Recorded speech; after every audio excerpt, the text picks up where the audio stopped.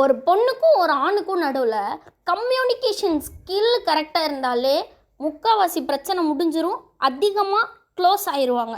கம்யூனிகேஷன்னொன்னையும் பயப்பட தேவையில்லை, இது தெரிஞ்சிருக்கணும் அது தெரிஞ்சிருக்கணும்னு.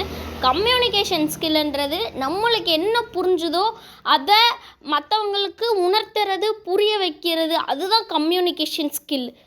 ஃபஸ்ட்டு இப்போ கேர்ள்ஸுக்கான கம்யூனிகேஷன் டிப்ஸு, நீங்கள் எதை பற்றி பேச போகிறீங்கன்ற ஒரு ஓவர்வியூவை, இதை பற்றி தான் பேச போகிறேன்னு ஒரு பையன்கிட்ட பேசுகிறீங்கன்னா ஃபஸ்ட்டே சொல்லிட்டீங்கன்னா அவங்க நீங்கள் சொல்கிறத காது கொடுத்து கேட்குறதுக்கு கொஞ்சம் யூஸ்ஃபுல்லாக இருக்குங்க.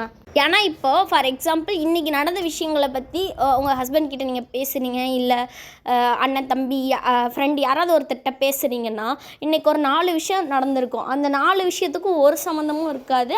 அப்போ அதுவும் இல்லாமல் 4 பிரச்சனை அப்படின்னா 4 வேறு விஷயங்கள். ஆனால் பாய்ஸ் என்ன பண்ணுவாங்கன்னா இந்த பிரச்சனை இருக்குது, அப்போ இந்த பிரச்சனைக்கும் அந்த பிரச்சனைக்கு என்ன லிங்க், அந்த மாதிரி அவங்க நினச்சிக்கிட்டு போவாங்க. நீங்கள் ஃபஸ்ட்டு ஒன்று எடுத்துகிட்டு அதை அப்படியே தொங்கலில் விட்டுட்டு 2வது பிரச்சனைக்குள்ளே போயிடுவீங்க. ஆனால் அவங்க என்ன பண்ணுவாங்கன்னா 2க்கும் யோசிச்சுட்டு அவங்களுக்கு ஸ்ட்ரெஸ் ஆகும். அடுத்து நீங்கள் 2வதாக சொல்லக்கூடிய விஷயங்களை அவங்களால கவனிக்க முடியாது. இப்போ ஆண்களுக்கான கம்யூனிகேஷன் டிப்ஸ். எங்கள் அத்தைக்கு உடம்பு சரியில்லை, போன வருஷத்தை விட இந்த வருஷம் இன்னும் உடம்பு சரியில்லாமல் போகிறாங்க, வருஷம் உடல்நிலை குறைபாடு அதிகமாகிக்கிட்டே போகுது அப்புறம் அப்படின்னு சொல்லுவாங்க. அப்புறம் உடனே என்ன சொல்லுவாங்கன்னா, நம்ம வீட்டு கடன் இதாகவே இருக்குது, எப்போ தான் நம்ம கட்டி முடிப்போமோ அப்படின்னு சொல்லுவாங்க.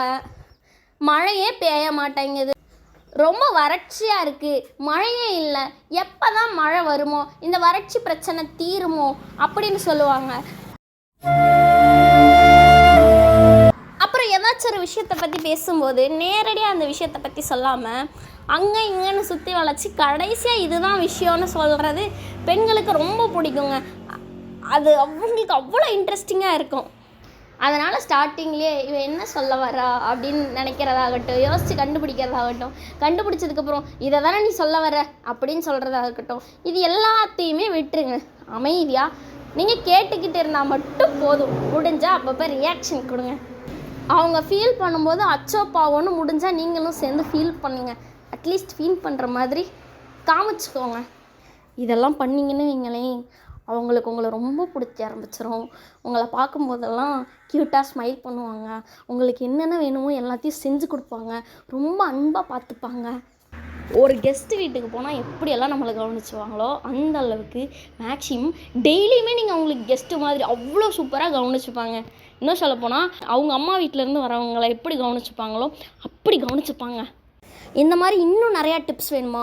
அப்போ நம்ம சேனலை சப்ஸ்கிரைப் பண்ணி பெல் ஐக்கானை கிளிக் பண்ணுங்கள். 3, 2